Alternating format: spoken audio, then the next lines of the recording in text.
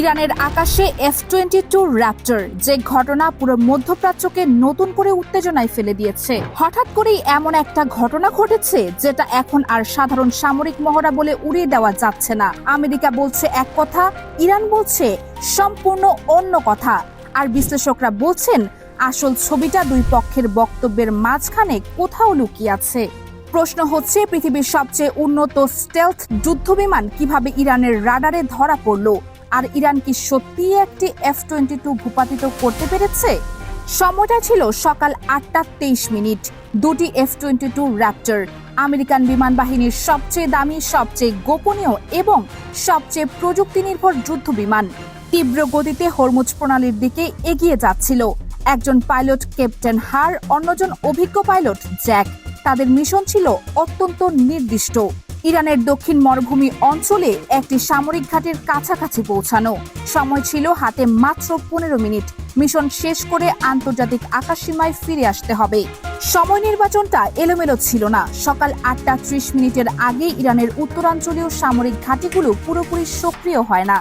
সকালের প্রস্তুতিমূলক কার্যক্রম চলে, অনেক সিস্টেম তখনও রেস্ট মোডে থাকে। অর্থাৎ আমেরিকান পক্ষ জানতো এই সময়টাই সবচেয়ে ভালো সুযোগ।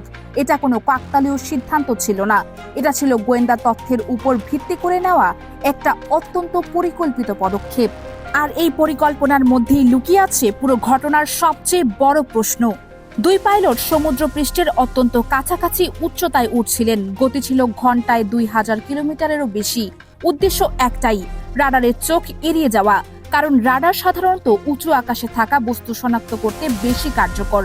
একদম নিচু উচ্চতায় পাহাড়, উপকূলের ভূমিরূপ এবং সমুদ্রের তরঙ্গ ব্যবহার করে উড়লে রাডারে ধরা পড়ার সম্ভাবনা অনেক কমে যায়। তার উপর F-22 র্যাপটর নিজেই একটি স্টেলথ বিমান। এর রাডার ক্রস সেকশন এতটাই ছোট যে রাডার স্ক্রিনে এটাকে অনেক সময় একটি পাখির সমান আকারের সিগন্যাল হিসেবে দেখায়। অর্থাৎ তত্ত্বগতভাবে ইরানের প্রচলিত রাডার ব্যবস্থায় এই বিমান ধরা পড়ার কথা নয়। ইরানের একটি রাডার কন্ট্রোল রুমে তখন ডিউটিতে ছিলেন একজন জুনিয়র অফিসার। সকালবেলা হওয়ায় পুরো কন্ট্রোল রুম তখনও পুরো সক্রিয় অবস্থায় আসেনি।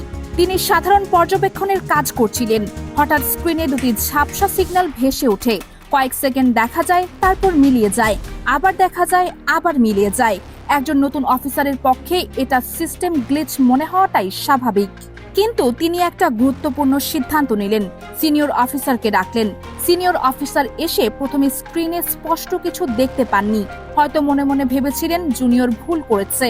কিন্তু কয়েক মুহূর্ত পর আবারও সেই ঝাপসা সিগন্যাল ফুটে ওঠে।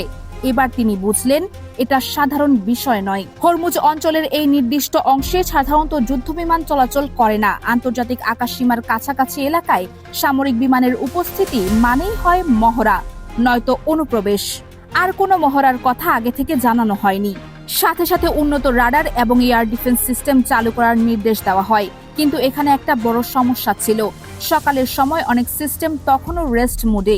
সম্পূর্ণরূপে সক্রিয় করতে আরো 10 থেকে 15 মিনিট সময় দরকার।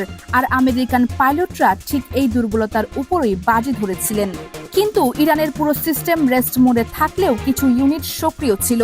বিভিন্ন প্রতিবেদন অনুযায়ী ইরান তাদের শাহাব সিরিজের এয়ার ডিফেন্স সিস্টেম ব্যবহার করেছে।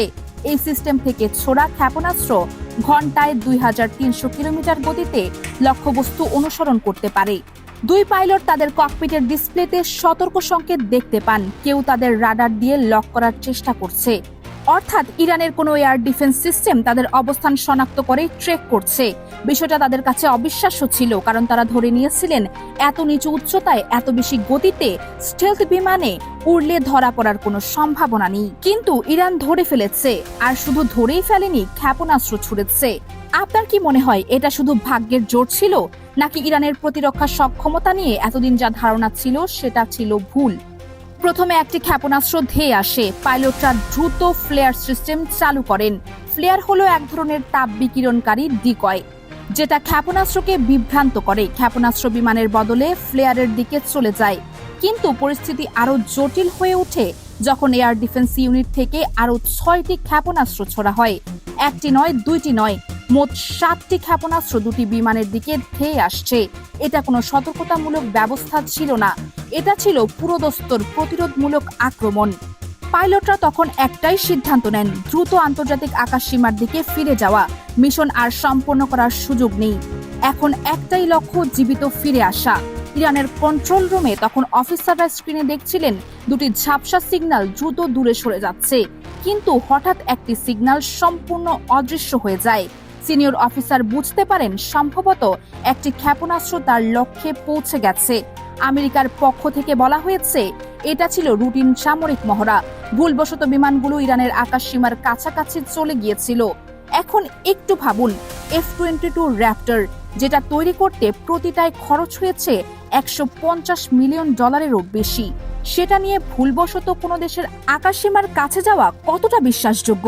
বিশেষ করে যখন পুরো মিশনের সময়, নির্বাচন, উচ্চতা, গতি, প্রবেশপথ সবকিছু পরিকল্পিত ছিল। অন্যদিকে ইরান কঠোর বার্তা দিয়েছে, তাদের আকাশসীমায় কোনো ধরনের অনুপ্রবেশ সহ্য করা হবে না। তারা দাবি করছে তাদের প্রতিরক্ষা ব্যবস্থা কার্যকরভাবে কাজ করেছে। ইরান এই ঘটনার পর তাদের পুরো আকাশ প্রতিরক্ষা ব্যবস্থায় বড় পরিবর্তন এনেছে। নৌঘাঁটি, বিমান ঘাঁটি এবং দক্ষিণাঞ্চলের সামরিক স্থাপনাগুলোর নিরাপত্তা আরও জোরদার করা হয়েছে। সব সামরিক ইউনিটকে 24 ঘন্টা পুরোপুরি সক্রিয় অবস্থায় থাকার নির্দেশ দেওয়া হয়েছে। এর মানে কি? মানে হলো ইরান আর আগের মতো সকালের ফাঁক রাখতে রাজি নয়। তারা বুঝে গেছে প্রতিপক্ষ তাদের দুর্বল সময় জানে এবং সেই সময়কে কাজে লাগাতে চায়। কিন্তু এর একটা বড় অর্থনৈতিক প্রভাবও আছে। সব সিস্টেম 24 ঘন্টা সক্রিয় রাখা মানে বিপুল পরিমাণ জ্বালানি, জনবল এবং রক্ষণাবেক্ষণ খরচ। ইরানের মতো নিষেধাজ্ঞার চাপে থাকা অর্থনীতির জন্য এটা দীর্ঘমেয়াদের চাপ তৈরি করবে। আর হয়তো এটাই ছিল আমেরিকার আসল উদ্দেশ্য, সরাসরি যুদ্ধ না করে ইরানকে ক্রমাগত সামরিক ব্যয়ের দিকে ঠেলে দেওয়া। মধ্যপ্রাচ্যে এই মুহূর্তে যা চলছে তার পরিপ্রেক্ষিতে এই ঘটনাকে বিচ্ছিন্নভাবে দেখলে ভুল হবে। ইসরায়েল ইরান উত্তেজনা, হুথি আক্রমণ, লোহিত সাগরে নৌ সংকট, ইরাকে মিলিশিয়া তৎপরতা, সবকিছু মিলিয়ে একটা বড় সংঘাতের পরিবেশ তৈরি হচ্ছে। এই পরিস্থিতিতে আমেরিকান F-22 ইরানের আকাশ সীমার কাছে যাওয়া, সেটা রুটিন মহড়া হলেও এর সময় এবং প্রেক্ষাপট স্পষ্ট বার্তা দেয়। বার্তাটা হলো, আমরা চাইলে তোমাদের ঘরের দরজায় পৌঁছে যেতে পারি। আর ইরানের প্রতিক্রিয়াও সমান কঠোর বার্তা দিয়েছে, তোমরা আসতে পারো, কিন্তু ফিরতে পারবে কিনা সেটা আমাদের সিদ্ধান্ত। অতীতেও এরকম ঘটনা ঘটেছে। 1988 সালে আমেরিকান নৌবাহিনীর ক্রুজার ভিনসেন্স ইরানের একটি বেসামরিক বিমান ভূপতিত করেছিল পারস্য উপসাগরের উপর। 290 জন যাত্রী মারা গিয়েছিলেন। 2019 সালে ইরান আমেরিকার একটি গ্লোবাল হক ড্রোন ভূপতিত করেছিল। প্রতিটি ঘটনায় দুই দেশকে যুদ্ধের দোরগোড়ায় নিয়ে গিয়েছিল। এবারের ঘটনায় যদি সত্যিই একটি F-22 ক্ষতিগ্রস্ত হয়ে থাকে, তাহলে এটা সম্পূর্ণ নতুন মাত্রা পাবে। কারণ F-22 আমেরিকার সবচেয়ে গোপনীয় প্রযুক্তি বহন করে। এর ধ্বংসাবশেষ যদি ইরানের হাতে পড়ে, তাহলে সেখান থেকে স্টেলথ প্রযুক্তির নতুন তথ্য বের করা সম্ভব। ইরান কি সত্যি F-22 ভূপতিত করতে পেরেছে, নাকি এটা তথ্যযুদ্ধের নতুন অধ্যায়? আপনার বিশ্লেষণ কমেন্টে জানাতে পারেন।